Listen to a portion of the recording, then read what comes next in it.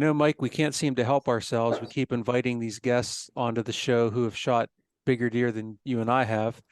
And so I get excited about these stories, and you and I share these back and forth and talk about them. And this one I got excited about as well for a lot of reasons. And we're going to get into all of that here with our guest today, Jason Thomas. Jason, I would describe as just looking at his Instagram account, and it's aside from a guy that's killed a big deer here, he's killed more than one big deer. He's an all-around outdoorsman, and it sounds like it's just a big part of his family. He said, Jason, I'm going to turn it over to you. I'll have you tell us a little bit about yourself, and then we'll get into this awesome deer you just shot. Okay. Yeah. So my name is Jason Thomas. I live in kind of central Ohio. I grew up, my dad, my dad got me into the outdoors at a very young age. He was a trap. Did a lot of trapping through the winters here in Ohio back in the 80s and into the early 90s. And that's kind of how he kind of introduced me to the outdoors.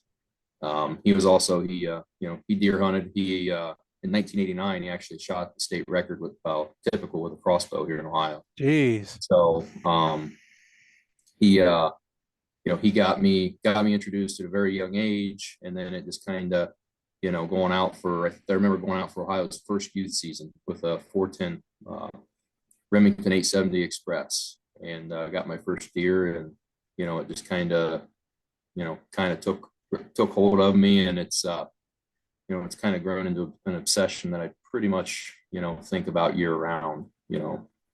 Um, and I do some stuff out west, and here over the last 6 or 7 years, that's kind of become more of a passion than maybe whitetail hunting. But you know I guess this year I put the going out west on hold and focused on whitetail hunting here in my home state, because there in August I found a deer that was pretty special. So Well, we're going to talk about that deer. It yeah. definitely is special. And yeah, it's cool that the tradition of killing record book deer is part of the family. And so, that's a pretty good competition there. You could try to beat your dad out for that state record. Yeah. Um, so anyway, let's get into it a little bit here, because is how I often find these is I'm just sort of browsing through social media, and I was going through, actually it was the MeatEater newsletter, and Mhm. I'm looking through and I saw the story, and they all catch your eye, but I saw that this was in Ohio, which is where I used to live and hunt a bunch. And so that caught my interest even more. And I started reading through the story. I'm like, you know what, this is pretty cool. This isn't, every once in a while you run into someone that literally just like lucked into the deer of a lifetime. They had no idea it was there and they kill it, right? That happens. I wish I was that lucky sometime. Um, Yeah. but that's not what this is. And there are a lot of elements to this that I thought were pretty cool. So we invited you to come on the show, and we appreciate you doing that.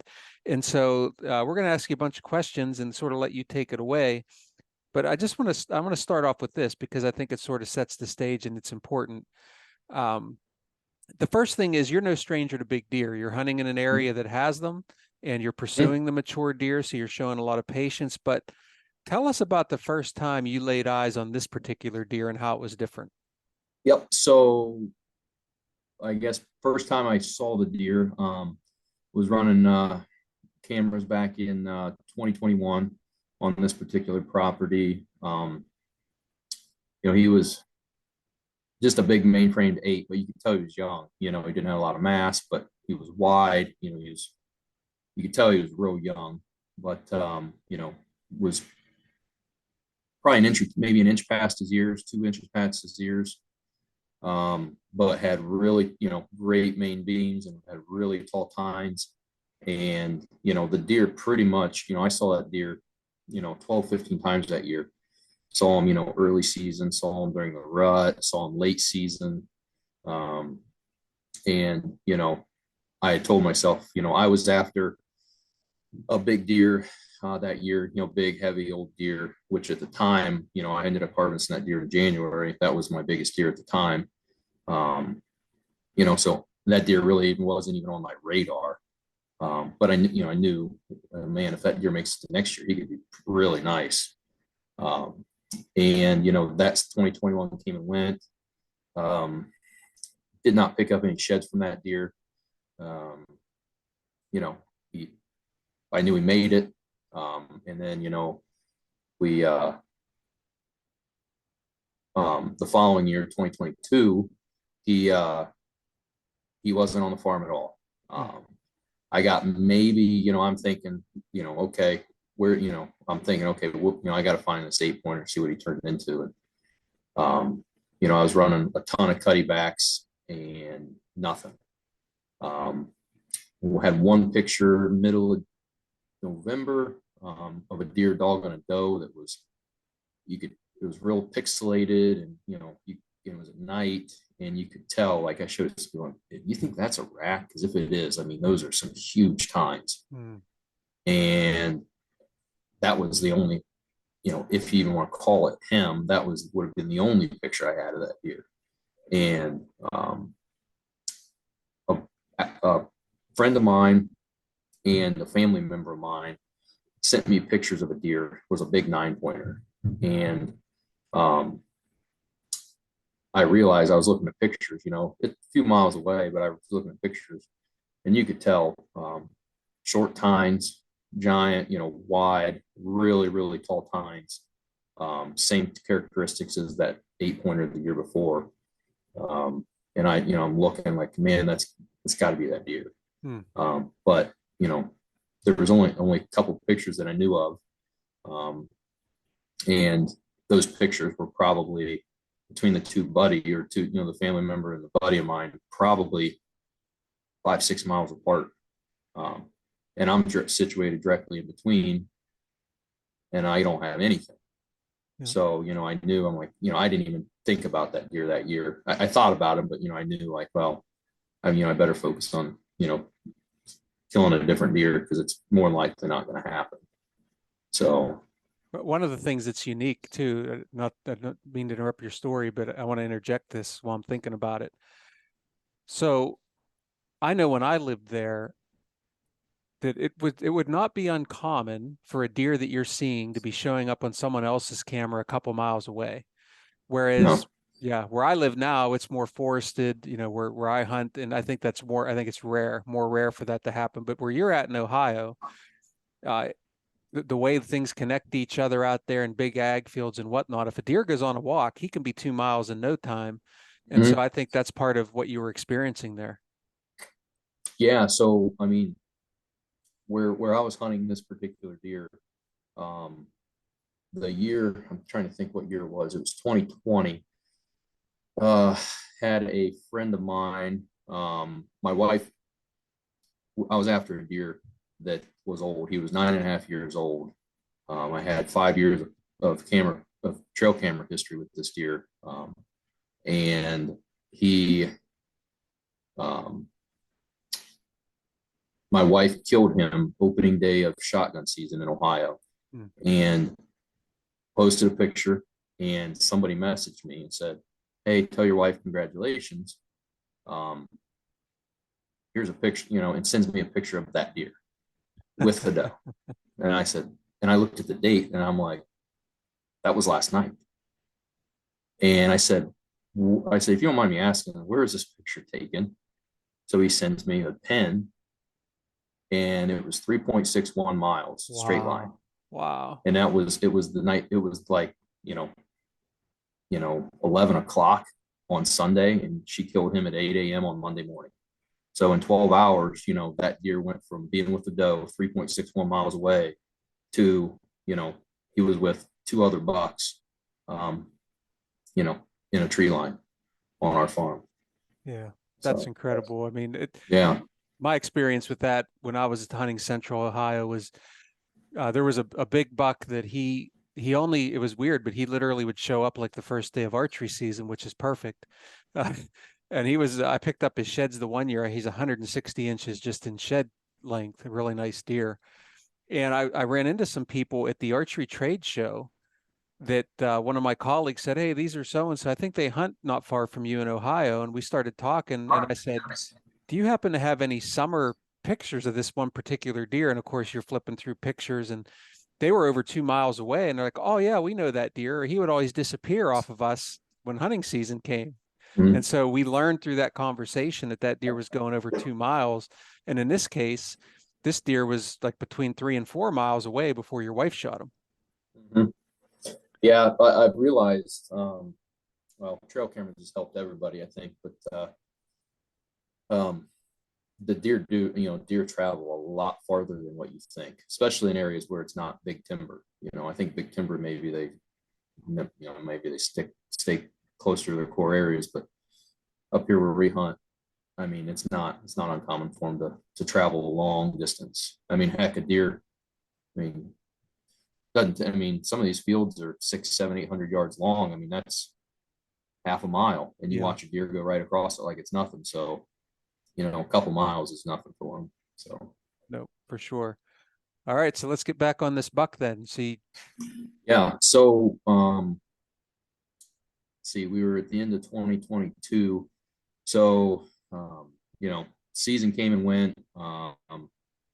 My wife, it's funny enough, my wife shot a deer late season last year in January, and I would put a lot of money on it that this deer is probably a twin. It's 160 some inch deer last year, probably about the same size as what the deer I killed last year. He might have been 170 last year as a 9, but the characteristics are identical. I mean, if you look at there's a little tine that kind of sticks in. They both got the same, and they're killed on the same farm in the same field, 30 yards apart. How cool. So she killed him last year, but I assume the deer made it. Nobody picked up any sheds that I knew of. I know a lot. I do a ton of shed hunting. I got a lot of buddies in the area. They do a ton of shed hunting, and nobody found any sheds from that deer. So I was out. It was August 14th of this year, and I was going back in. Some trees had come down, so I was cutting trees and moving logs out of the way so I could get back in, where I was at. And I had my cutty back cameras with me, and I thought to myself, I run. They have battery packs where you can put extra D batteries in them, where they'll pretty much last 3-4 months. And I thought, well, I'm going to go back in a part of this farm where I don't hunt. I leave it alone, and I'm going to go back in here and hang 1 or 2 of these cameras up and just let them soak, through the rut. And I go back in there, and I'm walking in, and coming out of a bean field there was 8 bucks that come out of this bean field, and they caught my eye. I saw them coming. They were, I don't know if something spooked them, but they ran right in front of me, about 40 yards. And the second to last deer to come into the woods was the deer. And I'm standing there holding, I got my vinyl harness on. I've got my phone in my hand. I've got 3 cameras with battery packs in my other arm. And I'm standing beside this big tree. And this deer's at 40 yards, just browsing around, eating. And I couldn't believe it. I got over 9-minute video of the deer from that encounter. And I couldn't believe it. I texted a buddy, they kind of walked off, and they never knew I was there. They walked off, and, I snuck out of there. I hung a camera, got out of there, and that night I got a picture of him. And, I sent it to, there were 2 people aside from myself that had pictures of this deer that I entrusted to, hey, do not send this or tell anybody. And they're like, all right, we won't. And the one guy was actually the Ohio Big Buck scorer that Green scored it. So I sent it to him. I'm like, dude, I said, I just found a deer. I'm like, I don't know what he's going to score. The video is kind of grainy. It's kind of it's kind of getting dark, but he's huge. He's a giant 12-pointer. So I started from that point forward, I thought to myself, man, I've got to figure out like where this deer's living, where he's bedding, where he's feeding at night. And everybody knows deer, through the summer, they're pretty visible. So I thought, man, I should be able to figure out, I should be able to lay eyes on this deer. So, I looked on my Go Hunt maps and started, looking at anything I could to try and, get new permission to hunt, get new permission to hang cameras, to glass. If you read some of those articles, I was, I've told people, there's people that told me, no, we don't allow hunting. And I say, well, can I run can I hang trail cameras? And well, then they kind of look at you like some people don't know what they are. Hmm. Some people will let you, some people won't. I had one guy, the only thing he let me do was glass. That's it. I could go in there and glass. And he let me do it, for most of the summer. And then once deer season started, like there was nights during deer season where I'd go hunt and I'm like, okay, well, I haven't seen this deer. There's no trail. I'm gonna go sit in glass and watch some fields from a distance and see if I can just catch a glimpse of them. And just once season started, that guy said, hey, deer season started, I don't want this hat going on anymore. And he basically told me, I couldn't go there anymore. No more glass. So then I lost that spot. I'm kind of upset. Like, from that point, I could see a ton of different fields, and it's kind of heartbreaking. So, and I do remember, I got a pretty good video pulling down some guy's driveway to knock on his door, and pulling up to the house, and right next to his house in the woods, there's this deer 20 yards from his driveway standing there looking at me. Yep. And I'm thinking to myself, this is crazy. This deer is so big, and he's right next to this guy's house. Like, this guy's got to know he's here. And oddly enough, he said, no, you can't hunt. So maybe he did. I don't know. But it was boots on the ground, door knocking. I know I coach basketball, so I'm going to open gyms and shooting and stuff through the summer. And as soon as that stuff's over, I'm coming home, I'm going out, I'm glassing. I got 2 little girls at home, a wife, and there's nights where I'm putting the girls down for bed and I'm running out for the last half hour of daylight, just driving roads, glassing. I see nobody's coming, I just stop on the road and watch a field. Yeah. I want to backtrack a little bit, a couple things that are important, and I think that make this story unique, and you covered some of those. The first one is the knocking on doors. That is still doable these days, and you certainly use that to your advantage. You mentioned before we started recording that you don't have a lease, and so you are looking for spots to hunt. I thought that was cool, and also the part about just asking permission to even hang cameras, because even though you may not be able to hunt an area, you can still gain important information. And then now you're delving into the next part of it that I think it's important, and that is the level of effort, if you want to kill a deer like this, that it takes. But before we jump to that, Mike, you'll remember whenever I found that buck down where you and I, the farm you and I hunt on occasion, like you were the only other human being on earth that I shared that picture with. So whenever I hear Jason say, there were a couple people I trusted, like I didn't even send that to my dad. We're talking like 180-inch deer, which Jason for here is like a 250-inch deer anywhere else. And so, Mike, I just wanted to show you that's how much I trust you, and I would have been equally excited if you would have shot that deer. So, well, I appreciate that. So that makes me feel better that I'm held in that high of a regard. But Jason, let's back up a little bit because I know where Nick wants to take you next. But the one thing that I wanted to point out that I found most striking was once you laid eyes on that deer and you had that encounter with that one and the other 8 bucks, what I want everyone to go back and listen to is there was a pivot point in your mind at that point where you actually went all in. And I think that's where a lot of hunters really fall short. They kind of tell themselves, why am I not shooting big deer? Why, when I see one, I never get them. And granted, it's hard. I'm not saying that it's easy, but there was a point where you immediately shifted your focus to learn as much as you could about that deer. I'm not going to say no matter what, but within legal reason, no matter what.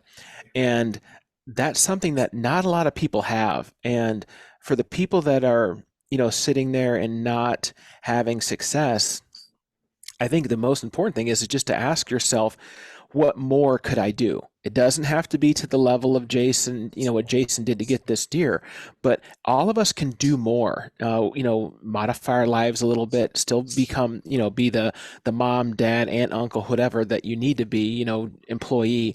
But Jason, it sounds like that's what you did. You broke your life down and said, where and how can I find time to invest in this deer and potentially having success? And I think that speaks volumes. Yeah, it certainly does. I mean, I know, I can think back to, even as recent as, 3, 4 years ago, not putting cameras out until October. I got my stand. I hunted in it last year. I changed the ratchet straps in it this summer. It's good to go. And then, I would go out and put up, and I cell cameras. I'd put cell cameras up.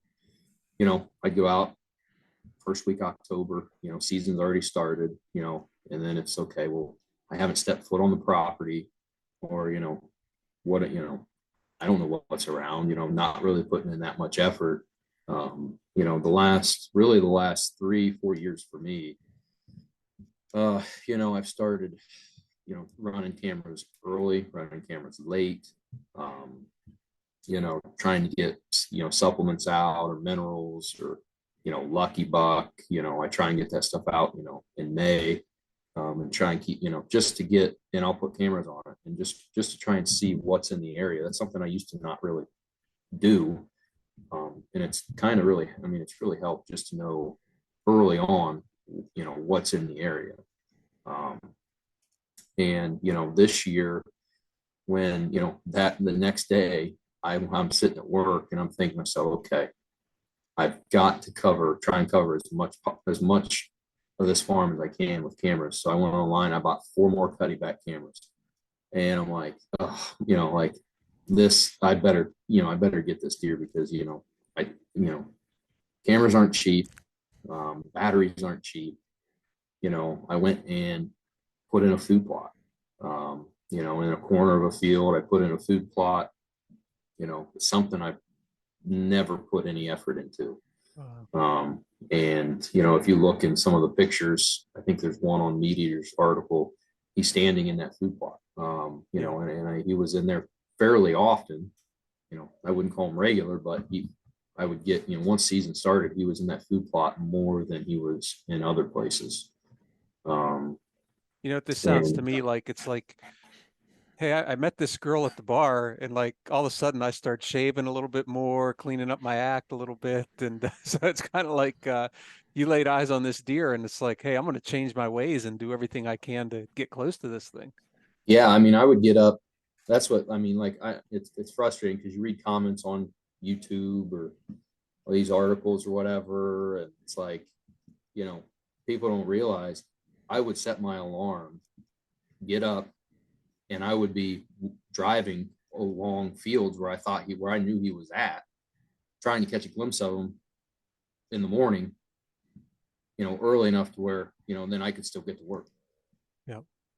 That's what I'm thinking. Like, okay, well, he wasn't here last night. He wasn't in this field last night. Let's see. I'm going to get up in the morning and I'm going to drive by this field and see if he's, feeding in the beans, early in the morning. Just stuff like that, just trying to lay eyes on him as much as I could. Well, Jason, I'm sorry we're getting off topic, and everyone probably wants to hear how you killed this deer, but I want to just ask one more question related to what you just said. So, like, the big thing is, like, social media can either be a hero or a zero. It can really build you up, and it can really tear you down. Talk to people about how you deal with that social media negativity, because apparently you must have gotten some. You kind of made and again, I'm not asking you to throw anybody under the bus, but I think what I want to get to is, as hunters, it's to tear somebody down to make yourself feel better, not knowing the amount of work and effort that they put into harvesting any deer. I don't care if it was a spike, and a spike is legal in your state, and you shoot a spike and someone busts your stones because it was a spike. In my opinion, that's wrong. So let's just listen to what Jason has to do, because I'm sure he got a lot of comments that I'm sure we'll just try and keep it clean and interesting. But talk to like how Mhm. you dealt with that. Well, the first thing I would recommend is don't answer back. Don't comment back.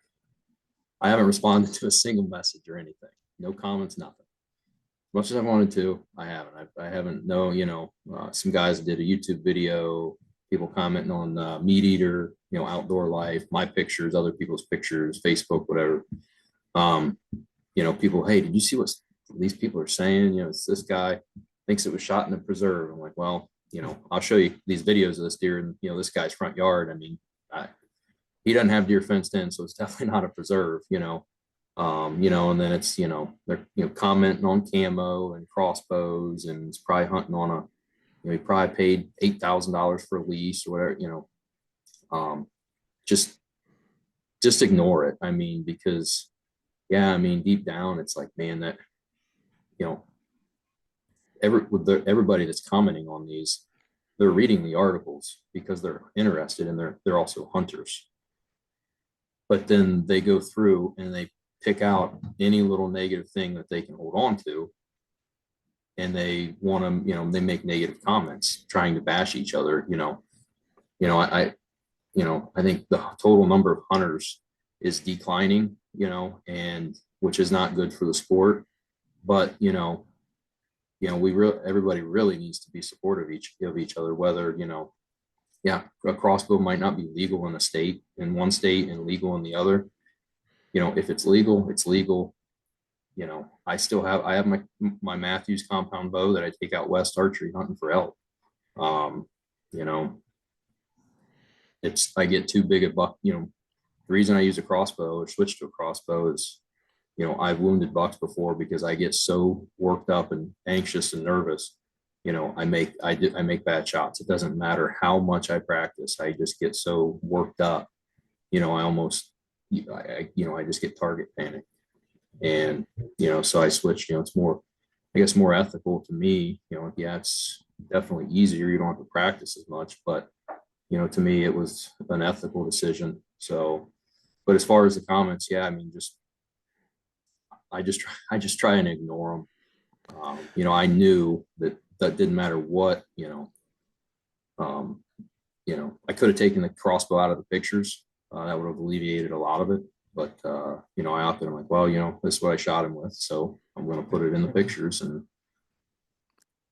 so be it. So I have the Yeah, same that's right. I mean, crossbow, by the way. I got to say, I'm noticing it's the Mission Sub 1 XR. So yeah, I don't know why mine doesn't kill 200 inchers, but at least I have the same one. Go ahead, Mike.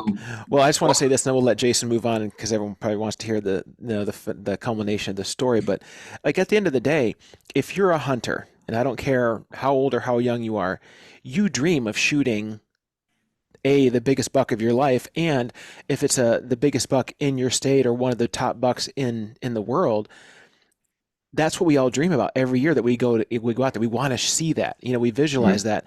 And what I would say is, to anyone out there, before you make comments to anyone on social media, a young kid, a first time hunter, someone that shot a doe, you need to put yourself in their situation. I mean, if you were the person that shot Jason's deer, you need to actually say, hey, what if I was this guy or this gal? What would I want to hear from anybody? Because I think it's just we are so easily remove ourselves from the situation when it's not us, and it's so easy to throw mud that it just becomes a negative thing. So we need to do better, people on the internet. We need to support, like Jason said, each other, because it's not getting any easier to hunt. It's definitely not. mhm, Sorry. So go ahead. yeah, yeah, I agree with that 100%. So this deer disappears on you, doesn't it? Let's get to that point, because I know I already lost all my hair, but I probably grow hair back if that happened to me with a deer like this. Yeah, so the deer, I had a daylight picture of him the Saturday before the season opened. I think what it opened September 30th or 29th, something like that. I had a daylight picture of him in the morning, and I'm thinking to myself, oh, I just need him to stick around a little bit longer. He just shed his velvet, so I know the transition's some deer transition miles, some deer don't leave at all. And I'm thinking to myself, okay, I hope this deer, when he transitions, or if he transitions, he doesn't go far. And I never laid eyes on him in person once he shed his velvet. I could watch him every night, every morning when he was in velvet, but as soon as the velvet came off, whenever he shed that velvet, I never saw him in person again until the day I harvested him. He just, I don't know where he went. I don't know what, I had the one daylight picture of him in the morning, and that was it. That was the only daylight picture I had of that deer. And he was hard-horn. Everything else was at night. Sometimes it was, half hour after light, hour and a half. So I knew he's close. He's probably, definitely, he's not a couple miles away, I wouldn't think. So I'm thinking, okay, he's still close. I'm getting a couple pictures a week, 3 pictures a week, down to 2, down to 1, down to a couple weeks go by, nothing. And then I'm still hunting, hoping, okay, I'm hunting different tree stands, trying to see, okay, there's some beans are coming off, maybe it's going to start moving deer around. Maybe I can lay eyes on them coming out into, a bean field. We had a really wet fall this year, so no corn was coming off at all. There's there's still corn everywhere. It's still standing right now, and it's almost Christmas. I think it was the Monday before I harvested him. I got up, I checked my camera or my email, because they would get sent to me every 2 or 3 hours. I get on, wake up in the middle of the night, I'm like, oh, I got to check my camera. I'm scrolling through, looking, and boom, there he is. He's standing, looking straight at the camera, standing in the food plot, eating turnips and radishes. And that was, 2 or 3 weeks went by, and, I hadn't seen him. And then, immediately it was like, it's like I got buck fever laying there in bed. Like my heart started racing like that, I'm like, oh my gosh, he's back. He's still alive. He's here. He didn't get hit on the road or anything goofy like that. So then it's okay. Well, I'm hunting tonight. I'm hunting tomorrow night, so I don't know if I saw him this night, but the night, I think that was on a Monday. I think this was like on a Tuesday or a Wednesday. I hunted a stand on kind of in the corner of this property. And I drove by and I see farmer taking off corn. He's taking it off for silage. And I'm thinking to myself, okay, this cornfield is right on the other side of the tree line from my food plot. So I'm going to sit and I'm going to watch where I can see this cornfield. And I saw a lot of action early out in the cornfield, and I could see deer. There's still leaves and everything on, but I could see deer all the way at the other end of this cornfield, right behind a house. I mean, when I say right behind, 30 yards from their back porch.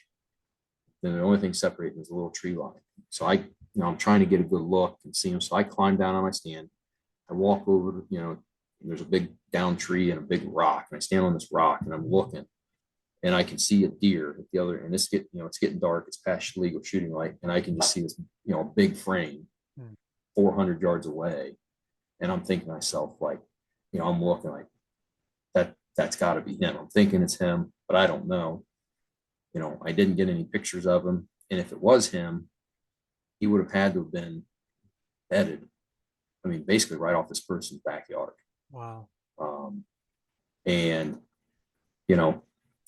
talking to some neighbors later in the year, people stopping by my house saying, hey, I heard you shot this deer, and they're showing me pictures of him. I started to realize maybe he was on that piece of property more than I thought. So it's very possible it could have been him that night. But I didn't hunt much later in the week. It was football season. I think our team was in the playoffs. So I went to a home playoff game, and turns out the neighbor guy told me he saw him while he was hunting. He's like, hey, come right out of the woods, right where your tree stands at. Come out, come out in that picked cornfield. He's like, I grunted at him, and he turned around and ran right back in the woods, right under your stand. I'm like, no way. And then he starts showing me these trail camera pictures. I'm like, well, he's probably telling the truth. So other and people were definitely hunting. There I am at a football game, Yeah. After putting on all this effort to try and get this deer, I'm blowing a hunting night in late October going to a football game. So, yeah. So I decided, that night it was raining a little bit. It was, late October. I usually don't hunt much in the mornings until late October, early November. So I decided I was going to go hunting that morning. So I go in, and I mow around the field edges so I can get in and out easy. And, I snuck into my stand. It had rained that night, real quiet. I got into my stand, and, it was a pretty slow morning. Saw a couple does, kind of milling through the corn, not much going on. And it was, 9:30, 9:45, I'm getting ready to get down. I'd been up the stand for a couple hours, and I look out into this standing corn, and so there's I call it a waterway. Some people call it something else, but basically an area where it washes out a little bit from rain, and the corn doesn't grow very well. It's always short. Grass ends up growing. There he is walking right at me, 250 yards right up this waterway. And it's like seeing a ghost. I couldn't believe my eyes.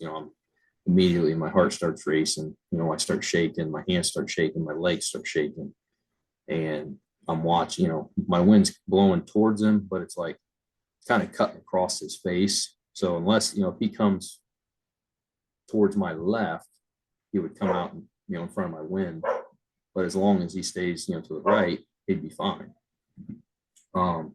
So he beds down. I watch him. He beds down right off of this waterway. And I'm looking at the map. I'm looking at, the wind direction calculator. And I'm like, you know what? I'm going to get down because the wind's going to shift and basically come directly out of the north. And when it does that, he's going to smell me, and he's going to bust me. So I get down, and I had cut this is the first year I've done this. I cut a path through a tree line. So I could, instead of having to walk all the way down around this tree line, I could just slip right through it and get out. I climbed down, walked along the edge of the field, cut through that tree line, and got back to my vehicle and headed home. And, I run home, I'm calling, but, I called my one buddy. I'm like, I don't know what to do. What do you go back in that stand? Do I try and get up in a different stand that's closer? Then he might see me. So, I thought, talking, I'm like, you know what? I'm just going to get on my hands and knees. It rained that night. It was decently windy, 15, 20 mile an hour winds. I'm just going to get on my hands and knees, and I crawl right down one of those mowed paths and just try and set up to where I can see up this waterway, to where if he gets up and comes out of that waterway, I'd have a shot. So that's what I did. I got a little stool from my house, one of the little fold out tripod stools, and, put it in my hand, put my bow on my back. And it took me an hour to go 200 yards.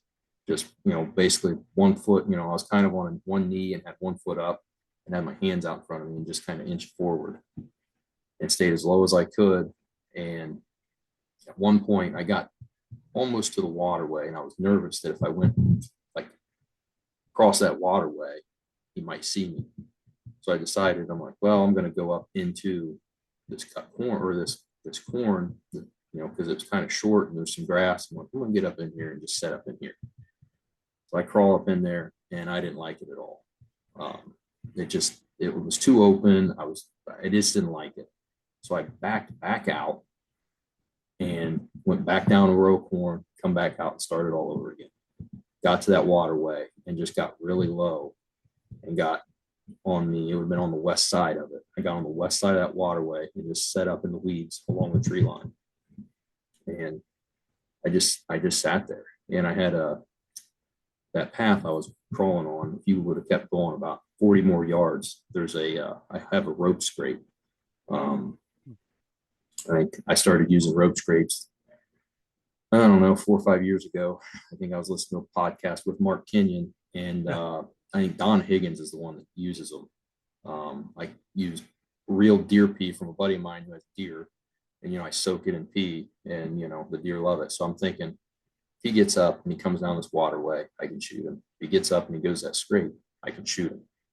So a couple hours goes by, I'm playing, looking on my phone, playing games, and I look up, and there he is at 35 yards. Wow.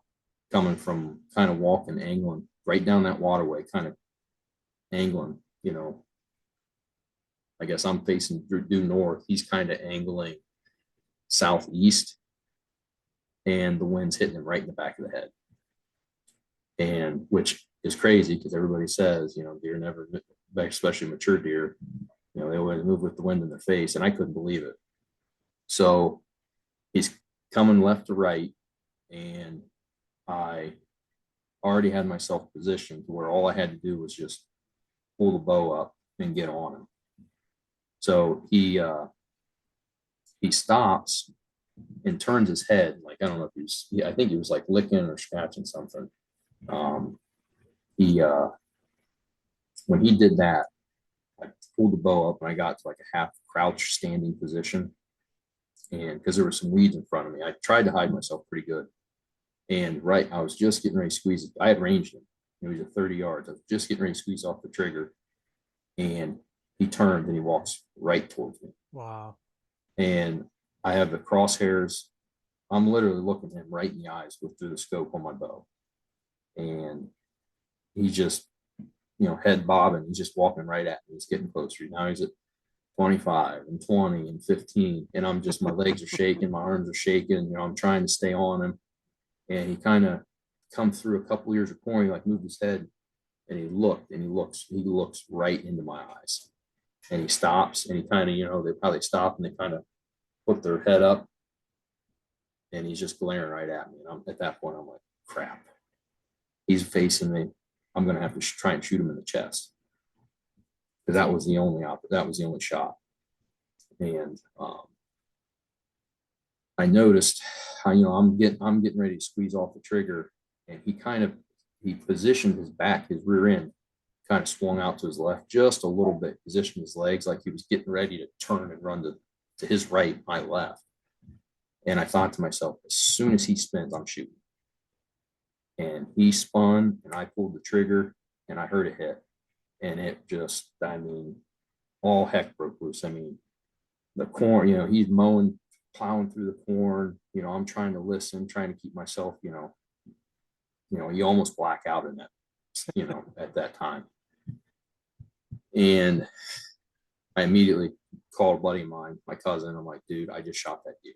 And he's like, no way. I'm like, dude, I'm telling you, I just shot him. He's like, well, where'd you hit him? I'm like, I don't know. I'm like, I have no idea. He's like, what do you mean? I'm like, well, and I explained it. He goes, are you sure you hit him? I go, yeah, I'm sure I hit him. I'm like, I definitely heard it hit him, but I said, I don't know, anything. I don't know where. I said, I might have been in the rear end, might be in his shoulder. I don't know. Yeah, I'm like, well, he's like, don't, he's like, I know you got a, he's like, don't rush. He's like, just go see if you can see anything. He's like, you can get out of there. I'm like, all right. So, I sneak up there, trying to be quiet, in case I shot him in the butt or the shoulder, and he's standing in the corn somewhere, just kind of wondering what happened. I sneak up there. I'm trying to find, I'm like, okay, well, there's got to be footprints from where he spun real quick and ran. I'm looking, and I'm frantically looking. I don't see nothing. I can't find an arrow. I can't find any hair. I can't find any blood. And I'm like, I'm getting out of here. I'm leaving. So that's what I did. I left, went home, tried to just gather myself and calm myself down. And got a couple buddies, a cousin of mine, and went back over, and we went back to where I shot. Couldn't find anything, and then after looking for a little bit, we found blood, great blood, blood trail both sides. and he probably went maybe 120 yards. And, you know, he didn't make it out of the cornfield. So ended up being a double, you know, right behind the shoulder, about 3 inches, double lung, blew right through him. Perfect shot without knowing it was a perfect shot. Yeah. Well, I was thinking about that, having The read the shot was story. the shot was. I mean, the shot was lucky. I'll be honest with you. I mean, Well, there's just got lucky. in a way though, because as I was reading that and then hearing you tell it, we've all been in that situation where we're either drawn or about to draw, and that deer does that turn. And we know that you might have that quick opportunity. And I think that you just sort of processed that at the time. And when he turned and gave you the opportunity, you pulled the trigger. And one of the challenges with crossbow is you can't really track the arrow like you can with a longbow. And so you hear it and you're just listening. And then you probably were really panicked when you weren't finding a lot of blood initially, but you did the right thing. You went back out of there completely, got yourself calmed down, and then you got help. I don't know, there's always a little luck involved, but I think that it was a little more well thought out than you even realized. Yeah. Yeah, I mean, because I mean, I have been in a scenario, you know, I've lost deer before where, you know, make a marginal shot and you probably shouldn't keep pushing, and you do, and then you end up bumping them out of the bed.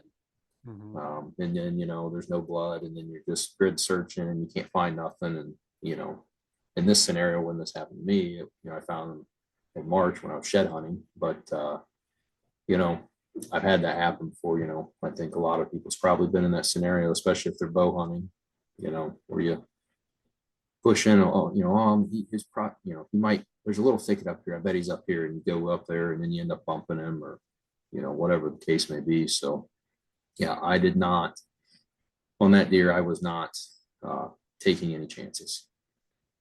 Yeah. Well, it's an incredible deer, and even hearing you tell the story, and while you're telling it, I'm looking at the article with the pictures, and folks that are listening, we'll put in the show notes the link to the MeatEater article where some of these pictures that Jason's describing are in there. I mean, just an incredible deer. To put it into perspective, the Hansen buck world record is 213 inches and change. This deer is 5 inches from a world record. Okay, so that's what we're talking about here. This is that kind of deer. And so I want to ask you one sort of more key thing that I thought was interesting, because I want people to hear this to understand that, again, you can get lucky, but better to control your own luck. And I think you did that. You made the statement in one of your interviews that a younger version of yourself probably wouldn't have gotten this deer. What did you mean by that? Well, you know, back you know, when I first started bow hunting, you know, I didn't kill my first deer with a compound until 2011, I think it was. You know, so I've only been hunting with a bow, I guess, take it for what it's worth, a bow, for 12 years. Back then I didn't pay any attention to the wind. You know, I would have grunted at the deer. I would have rattled at the deer. I would have gotten down and tried to sneak right in on the deer, tried to get a shot at him while he's in his bed. You know, that thought did cross my mind. You know, man, I bet you I could crawl right up that waterway, and as I stand up, you know, I could take a shot at him while he's laying down. And, you know, the thought crossed my mind, and I thought, you know what? He does not know I'm here. The scenario is perfect. I mean, he's bedded in the perfect ambush spot to just get close and wait. You know, it rained. Everything was quiet. You know, as far as me crawling in, the corn. You know, when you're out, go out and stand in a cornfield with a little bit of wind, you can't hear much at all. Mm-hmm. So, you know, I knew, like, okay, I can get close to this deer, but I don't want to push it. And I'm going to wait. And if he gets up and walks the other way, I'll be sitting here till dark, and you know, I'll never know. Yeah, well, I've not killed the deer, but the most important thing is he won't know I was there. You know, that's the biggest thing is, you know, that, you know, you just, if I would have tried to crawl in there or grunted at him or rattled at him, and he didn't like it, or he come try, then he scent checks me. Then he knows it. He knows the gig's up. He knows I'm onto him. So, I try not to let these, deer are hard enough to kill when they don't know you're after them. When they know you're after them, it makes it that much harder. Yep. So, well, you certainly put forth the right effort that was required to get this deer. And that's really what the difference was. It doesn't matter what you shot it with or how far away it was. You put in the effort, you put yourself in position, and you were able to compose yourself at that fateful moment to make the shot. So I got nothing to say, but congratulations. It's thank a you. pleasure for us to just hear this story. And folks, you can see a lot of these pictures and some of Jason's other pictures on his Instagram account. It's J.Thomas22 on Instagram. You can find him there. And man, I just can't thank you enough for coming on and sharing your story with us. And man, what's next? It sounds like your wife's a heck of a hunter too, right? Yeah, she is. She likes to hunt. She gets most of her deer hunting in the late season, which for me, that's my favorite time to hunt. Yeah, I like hunting during the rut. It's action packed. You never know what's going to happen. But as far as patterning a deer, I like to hunt when it's brutally cold and there's snow on the ground. You figure out what fields those deer are going to at night, and you get a really cold night or whatever, some snow on the ground, they get on their feet early, and you've got a pretty good odds of, getting shot at them. But yeah, that's the plan, is to try and get her on a deer here. Hasn't really been cold yet this year, but we got a little bit of snow last night and some cold weather, so hopefully we can get one on her, or get her on one, and then guess we got to look forward to spring turkey season here in Ohio in a few months. So there you go. Well, good luck to her, and congratulations again to thank you, and appreciate you coming on. Yeah, thank you.